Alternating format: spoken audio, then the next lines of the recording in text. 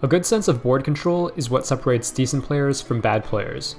The better you are at exploiting this mechanic, the more content you'll be able to complete. And by content, I'm mainly referring to Ultimate Wizards. You guys, welcome to channel. お前はもう死んでいる。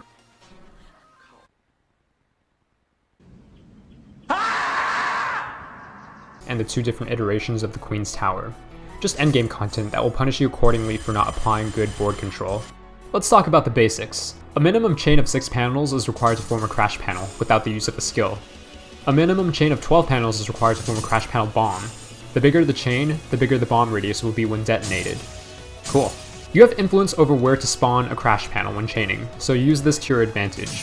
For example, good crash panel placement allows you to connect other panels of the same color together.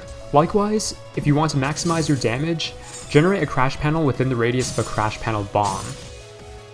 Heart prepping is probably the most crucial aspect of board control, as it allows your party to recuperate from large amounts of damage while simultaneously stalling for skill cooldowns, which is pretty much essential for most endgame content. The best way to practice heart prepping is to jump into the Poison God's Plea, a quest that beats the shit out of you until you master this skill. By the way, don't attempt this in multiplayer if you value your sanity. There are 2 rules that you generally want to keep in mind when heart prepping. Number 1, generate crash panels without clearing hearts. The quantity of hearts will naturally build up. Number 2, units with less than 3000 recovery shouldn't be popping hearts, unless you're 1 hit away from death and have skills up the next turn. It's more of a post-heart prep rule, but it's still important. A mistake that I see a lot of new players make is that they'll clear hearts with Belial, or a unit with a garbage rec stat. Just don't.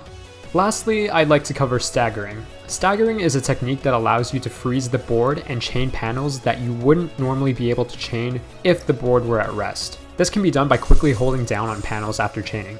The biggest crux of controlling the board is panel physics, and sometimes they just don't work in your favor, but staggering can help rectify this issue to a certain extent. Using this technique habitually can help you net bigger chains.